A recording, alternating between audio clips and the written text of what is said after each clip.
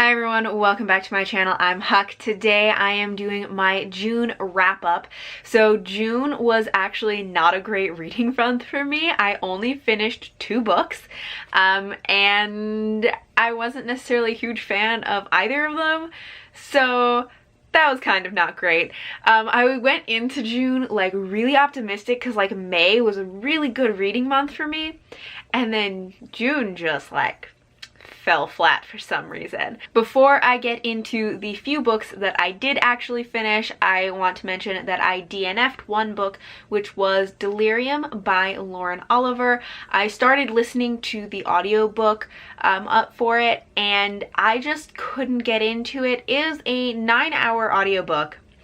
I got 5 hours into the audiobook, so more than halfway through, and it was just like, I can't do this. Like, I just don't care. Delirium is a YA dystopian sci-fi, I guess, or just like dystopian fiction that takes place in a world where emotions have been removed, that when you reach a certain age, is it 16 or something, you undergo this procedure that removes your emotions and your ability to love, because they believe that love is dangerous. There was little to no plot other than the romance, and maybe the plot really took hold later on, but I was over halfway through the book and I was like, there's no plot, there's nothing happening other than this romance, which was kind of a ridiculous romance. I really didn't like this one, and obviously I DNF'd it.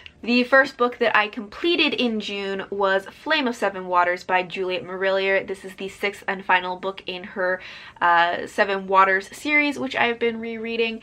And this one is probably actually my least favorite in the series. I love Juliet Marillier's books as a whole and this series, but this is probably the weakest of that series, which is kind of unfortunate because it's the last one in the series, so I really wanted it to be great. So the Seven Waters series is a Celtic historical fantasy that takes place in kind of like medieval Ireland. This one follows Maeve, who is the daughter of the Lord of Seven Waters, and she actually has not grown up most of her life in Seven Waters because when she was a small child, she was severely injured in a fire. She was sent away to live with her aunt, who is a great healer, and they were hoping that she would be able to help heal Maeve from these injuries.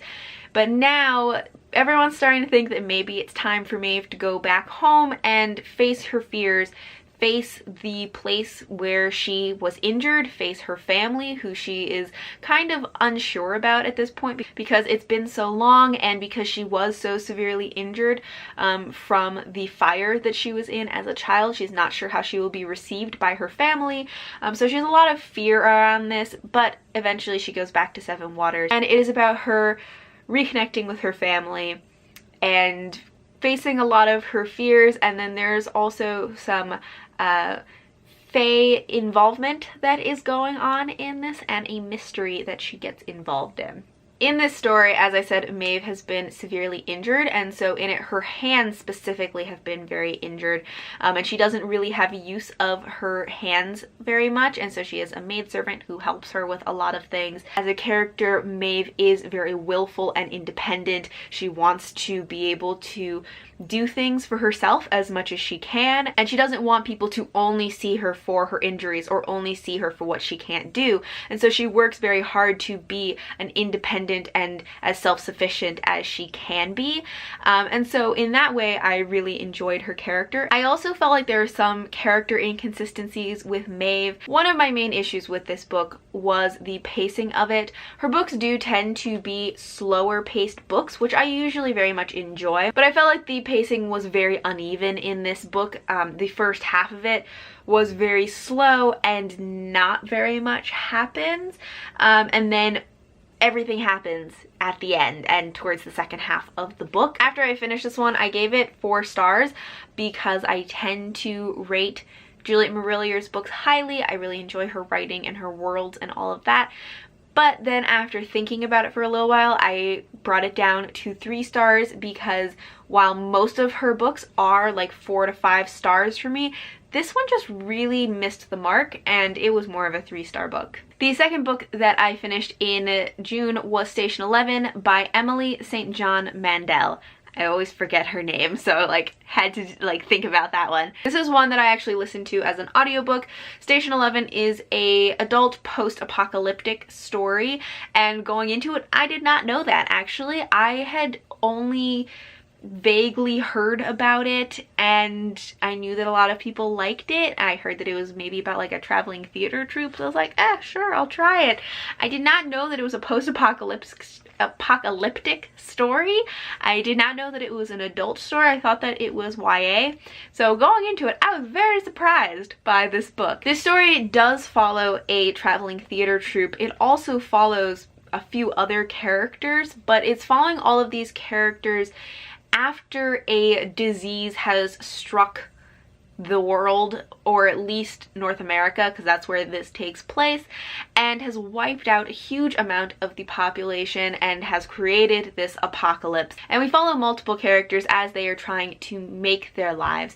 We kind of have some time jumps as well between past and present, so we hear some backstory about some characters and then we get the present experience, and we see how all of these characters' lives kind of interweave, and how different small, maybe inconsequential seeming events in the past have huge impacts in the future, especially in this post-apocalyptic world where there are so few people left. This book I thought was okay. I had kind of mixed feelings about it because while I was listening to it, I didn't love it. Post-apocalyptic is not my favorite genre, and so that may also have been kind of like what was hard for me, but I just didn't feel like I was attached to any of the characters in this. But this is a book that has really stuck with me. So while I didn't necessarily enjoy it that much in the moment while I was listening to it, for days after reading this book, I was still thinking about it and thinking about a lot of the themes that it had, or like things that had happened in it, and that I really love in a book. One of the problems that I had with it though is that I felt like the story took a really long time to get to the point. It was just at the very end that you really got to see how all of these lives intersect or impact each other, or how all of these little things have become so important. And I thought it was really cool how that happened, but it took so long to get there that I just was not excited about it by then. But I gave Station 11 3.5 out of 5 stars. And so that was the last book that I finished in June, but I did have another book that I started, which was Ship of Magic by Robin Hobb. This is the first book in her Live Ship Traders trilogy and the second series in the realm of the Elderlings. And this one I got through maybe 3/4 of the book in June. So I read a good chunk of it. It is a very chunky book. It's 880 pages, so 3/4 of it is like that much. So I read quite a bit of it. But I didn't quite get to finish it in June. Ship of Magic is a multi-perspective fantasy that follows quite a few characters, but the main character arguably is Althea, and her family owns a live ship.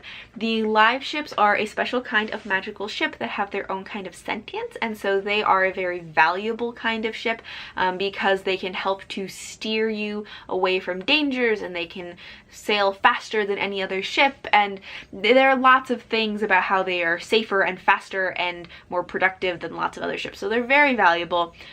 Althea's family has one, and she is hoping to inherit the family ship.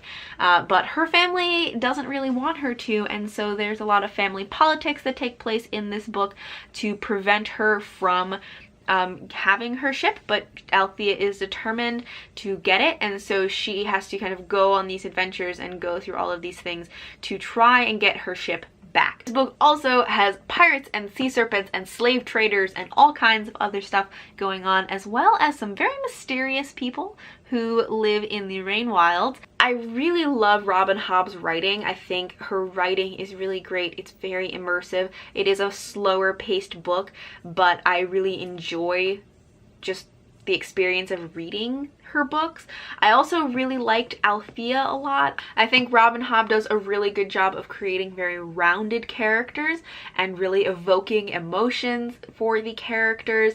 There are some characters in here who I just hated. Like, there's this character, Kyle. I absolutely hated him while reading this. And so I loved that part of reading Ship of Magic also, that it could really evoke a lot of emotions. Overall, I have really been enjoying this one. I think there are a lot of things that are done well. I just kind of wish there were fewer perspectives in it. But I will be finishing this in July probably, so you'll hear more about it in my July wrap-up. So that is all for my June wrap-up. Thank you all for watching, and until next time, bye!